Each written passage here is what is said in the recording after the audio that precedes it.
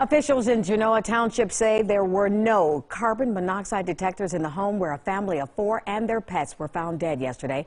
Good evening and thank you for being with us. I'm Darlene Hill. Colleen is off tonight. And Mark Taylor, the bodies of Gabe and Jennifer Ryder and their 2 teenage children, Gabe the 4th and Grace, were all found in their home on Lewis Center Road, apparently victims of carbon monoxide poisoning. NBC reporter Ted Hart is in Genoa Township with more on this investigation. Ted. Genoa Township's deputy fire chief says that he has never encountered CO levels as high as what they found at the Ryder home yesterday afternoon. So high, in fact, that it actually spiked the gas meters that first responders carry with them. I want to start by saying our community suffered a terrible tragedy yesterday with the deaths of a family of 4.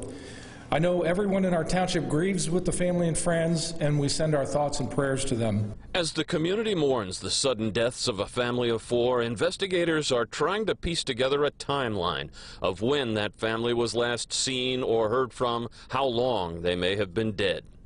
A relative told a 911 dispatcher yesterday that it had been 3 days since she'd heard from the family and that one of the family members was suffering headaches and nausea, which can be symptoms of carbon monoxide poisoning.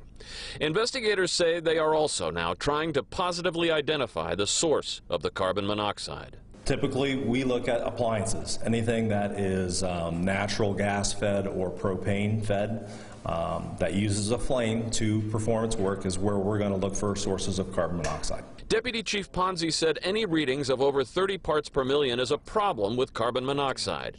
He says first responders found CO levels at the Ryder house of more than 1,000 parts per million. As the part per million increases, your time exposure decreases dramatically.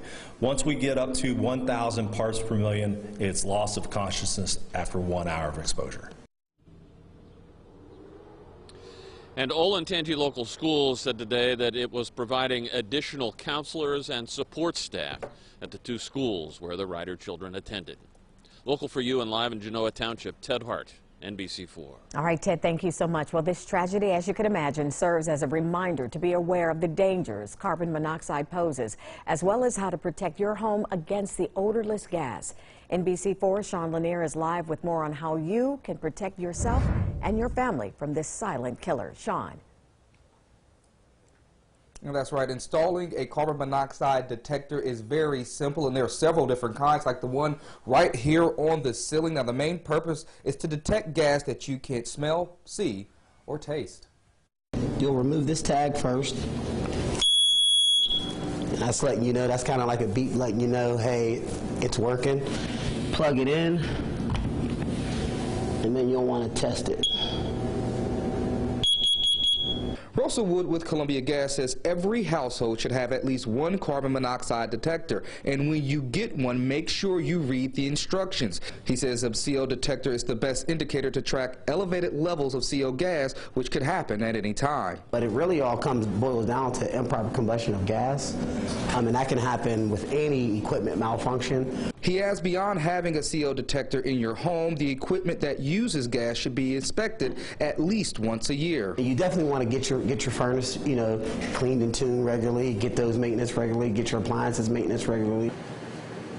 What he's doing is cleaning the flame sensor off. Todd Shepard with ComfortWorks agrees that routine maintenance on furnaces and water heaters is a necessity. Our biggest concern is the flue gas. We'll check the CO levels in it, then we'll check the CO levels in the airstream. He says it's their way to look for signs of abnormally high carbon monoxide levels. Any of these numbers that are off can be a good indication that there's a crack in the heat exchanger or the burners are dirty. He says it's through these inspections they can sometimes identify an issue before it becomes dangerous and harmful. The most important thing is our family's health and keeping everybody healthy. And this is also a time to remember to always read the manufacturer's instructions. Many times it'll state on how many times it'll beep, and each beep means something different. And of course, just make sure you get your appliances checked regularly. Local for you in Columbus, SHAWN LANIER, NBC4.